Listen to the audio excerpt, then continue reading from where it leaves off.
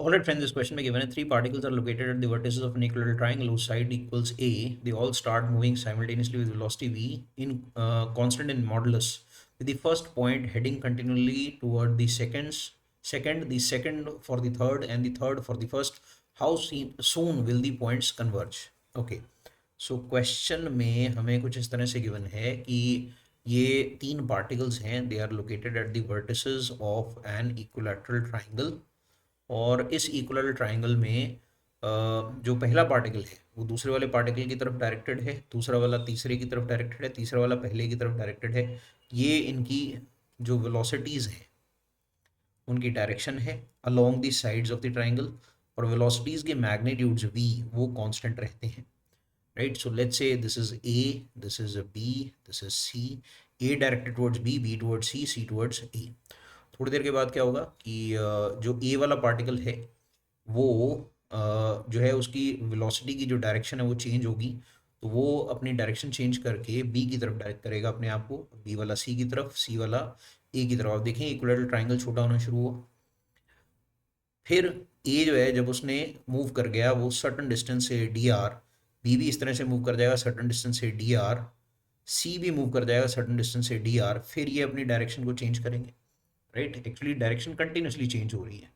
सो अब इस सिनेरियो में I think the triangle will shorten again, you will get a shorter triangle like this, और इस तरह से ये कर्व्ड सा पाथ फॉलो करते हुए all of them they will eventually meet at the centroid of this triangle. तो ये ऐसे कर्व्ड सा पाथ फॉलो करेंगे, और कर्व्ड सा पाथ फॉलो करते करते they will all meet at the centroid of the triangle. This is what is given to अस।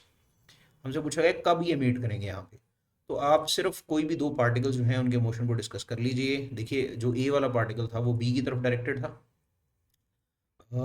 और इसकी जो वेलोसिटी थी उसका मैग्नीट्यूड कांस्टेंट था, राइट। सो ए की जो वेलोसिटी है towards B, this is V. B की जो वेलोसिटी है टुवर्ड्स सी, वो भी वी है मैग्नीट्यूड में, बट इनके बीच का एंगल क्या है, क्लियरली ए और बी के बीच में ये जो मतलब वर्टेक्स एंगल है this is coming out to be 60 degrees.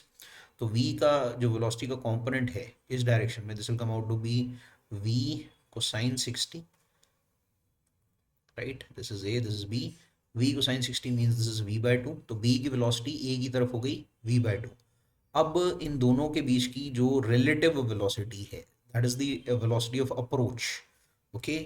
v between a and b which is the relative velocity of approach, this will come out to be vectorically ये vector minus vb vector, right, and this is along the line of approach, okay। we are talking of along the line of approach, मैं नीचे line of approach L A लिख देता हूँ, right. This line A B जो line है, तो आप देखें अगर आप वी ए बी का सिर्फ मैग्नीट्यूड लिखेंगे this will come out to be V minus, and ये ऑपोजिट डायरेक्शन में है तो this is minus of, I think this is coming out to be V by two, so this will come out to be three V by two, right. So this is the relative velocity here in this case. ये एक दूसरे के पास में आ रहे हैं, ठीक है। तो क्योंकि एक दूसरे के पास में आ रहे हैं with this velocity, this could be written as minus of dr by dt, where r is the instantaneous distance between a and b।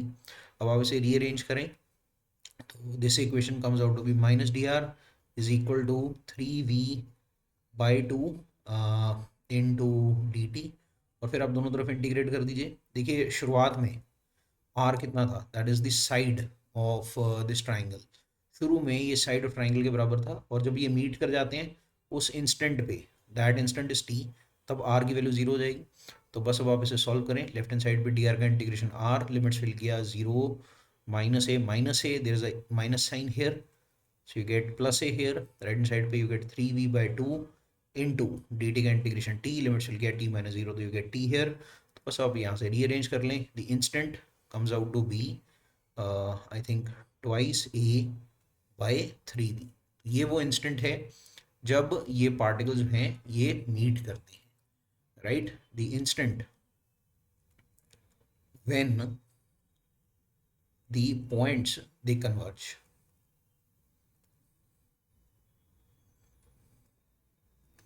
Right, okay.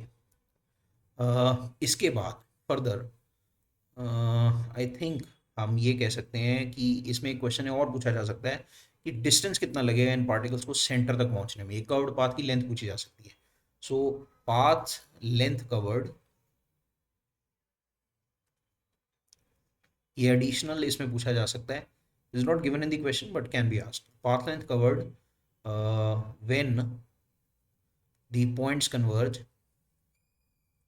जब पॉइंट्स जो हैं वो कन्वर्ज करते हैं तो कितनी पाथ की लेंथ कवर होती है, S. This simply can be written as speed multiplied by time, where speed, क्योंकि देखिए स्पीड कांस्टेंट है ना पूरे रास्ते, speed is not changing, modulus constant दिया हुआ था। तो पाथ लेंथ जो है S, this will be V into T, V तो वी ही रहा, टी से मल्टीप्लाई किया 2a/v, तो वी कैंसिल हो गया, you will get this as twice a/3। So this is the path length which is covered by the particles when they converge at the centroid. Okay, so this could be additionally asked.